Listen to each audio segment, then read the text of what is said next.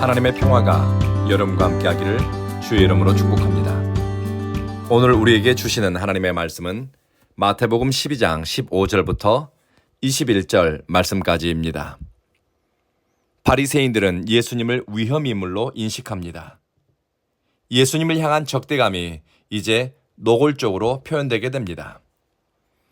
유대 사회에서 가장 권위 있는 율법 문제를 빌미로 예수님을 사로잡기 위해 음모를 꾸밉니다. 상황이 이러니 우리 생각에는 예수님이 몸을 좀 사렸으면 좋겠다 싶은데 예수님의 선택은 그렇지 않습니다. 예수님의 생각은 우리와 다르고 예수님의 시간은 우리의 때와 다르게 흘러가는 것 같습니다.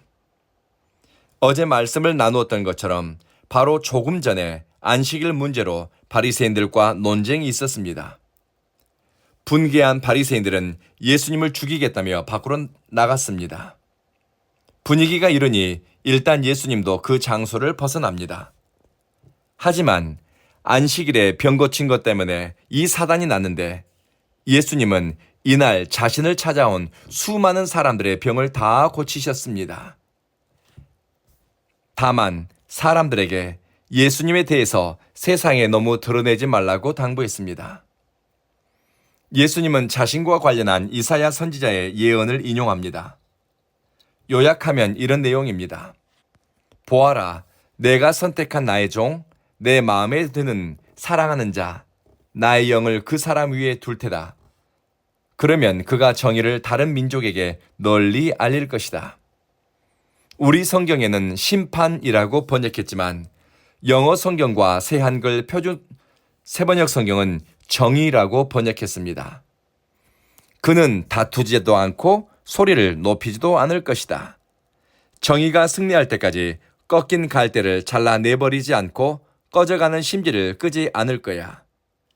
그의 이름에 다른 민족들이 희망을 걸 것이다. 오늘 본문에서 우리는 예수님이 시간을 읽는 태도, 마음이 움직이는 방향을 살펴볼 수 있습니다. 먼저는 자신을 죽이려고 음모를 꾸미는 사람들과 강대강으로 부딪히지 않습니다. 예수님은 갈등의 여지가 있는 회당을 빠져나왔습니다. 예수님의 인류 구원을 위한 때는 아직 오지 않았습니다. 예수님은 하나님의 시간을 위해 물러날 때를 살폈습니다. 나아갈 때와 물러날 때를 살폈고 자신의 옳음을 입증하기 위해 굳이 애쓰지 않았습니다. 불필요한 충돌을 피했으니 이사야 선지자의 예언처럼 다투지도 않고 소리를 높이지도 않았습니다. 예수님의 시간은 하나님의 때에 맞춰져 있으니 시시비비를 가리고 악다구니를 써서 자기의 주장을 관철하기보다는 물러남을 선택했습니다. 감정과 뜻을 갈무리하는 절제가 있습니다. 하나님의 시간을 기다리는 성숙한 모습입니다. 그리고 주님은 찾아오는 많은 사람들의 병을 다 고쳐주었습니다. 이쯤이면 예수님은 기적의 주인공이 되었습니다. 대중의 지지와 환호, 인기가 압도적이었겠지요. 원한다면 종교 권력자들이 함부로 건드리지 못할 대중적 힘을 가지고 영향력을 행사할 수도 있었을 겁니다. 하지만 예수님의 선택은 자기를 나타내지 말라 당부하시고 경고하셨습니다. 주님은 기적을 마케팅 수단으로 사용하지 않았습니다. 사람들의 인기와 명성을 통해 자기 세를 형성하려고 하지도 않았습니다. 영적 체험을 많이 한 사람에게 영적인 능력, 신비한 경험, 은사를 통해 자신의 영향력을 과시하거나 사람을 끌어들이고 싶은 유혹이 찾아옵니다. 영적으로 성숙한 사람은 자기를 감추는 선택을 통해서 그런 유혹에 맞서거나 영적 교만함과 허영에 빠지는 것을 주의합니다. 예수님은 충분히 성공 신화의 주인공이 될 수 있었지만 사람들의 기대와 달리 자신을 감추고 드러내지 않았습니다. 이것은 한국교회와 목회자들, 선교사들, 우리 그리스도인들에게 시사하는 바가 큽니다. 한국교회는 예수님보다 한국교회의 성장 이야기를 그동안 많이 간증해 왔습니다. 그리스도의 복음보다 한국교회를 해외에 이식하는 것을 선교라 여기기도 했습니다. 해외 선교 집회에 나가면 현지인들에게 빠지지 않고 소개하는 이야기가 전 세계에서 제일 큰 교회 몇 개가 한국에 있고 한국의 경제 성장, 한국교회 물량주의를 자랑합니다. 눈에 보이는 성공을 과시하고 성장을 믿음의 결과물이라고 선전하고 그것을 탐하도록 부추기는 것을 듣고 보았습니다. 하지만 그리스도의 태도에서 보는 것은 성공신화를 경계하고 스스로를 드러내지 않으며 하나님의 시간과 인도하심에 우리 예수님은 자신의 걸음을 맡겼습니다.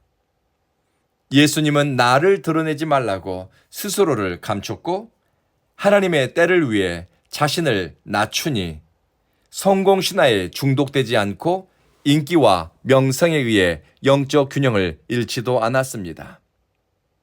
마지막으로 예수님의 마음 씀씀이를 시각적으로 보여주는 것이 꺾인 갈대를 잘라내지 않고 꺼져가는 등잔의 심지를 끄지 않는다는 것입니다.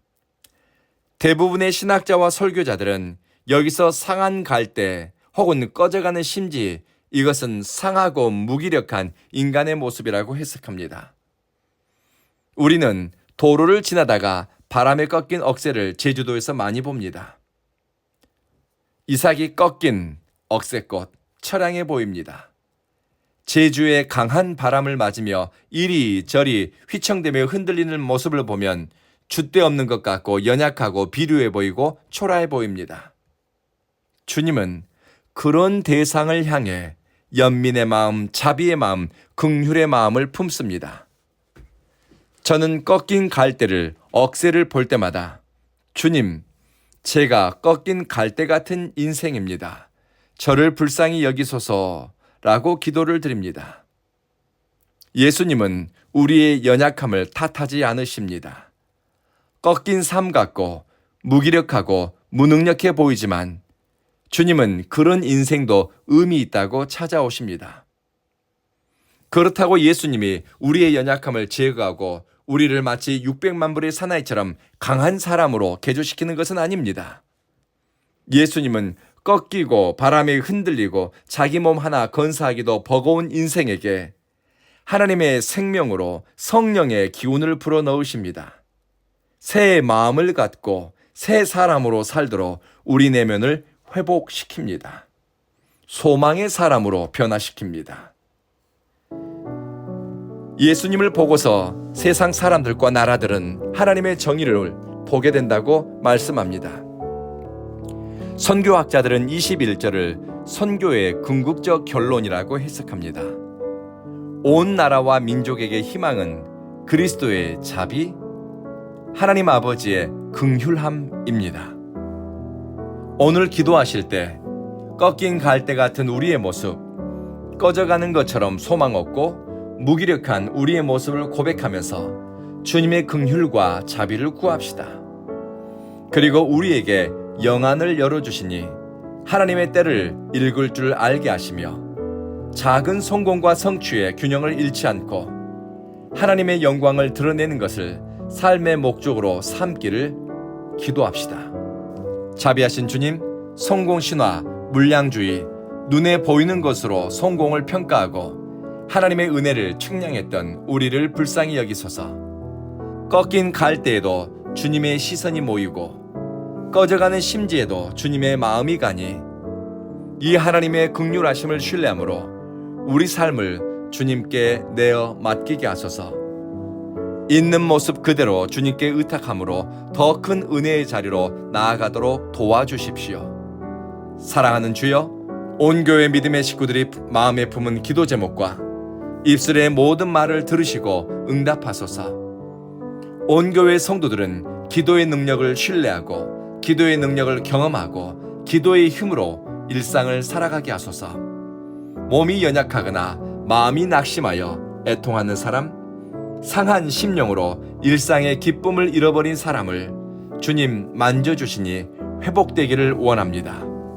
주여, 온 교회라는 씨앗이 제주에 뿌려졌고 우미텄습니다. 깊이 뿌리 내리고 줄기와 가지를 올리면서 성장하게 하소서. 온 교회는 우리 모두에게, 그리고 하나님을 전심으로 예배하고 사랑하는 사람들에게 선물 같은 교회가 되게 하소서. 오는 주일에도 성령께서 우리 예배 가운데 임재하시며 주님이 기뻐하는 예배자들을 보내주시기를 예수님 이름으로 기도합니다. 아멘.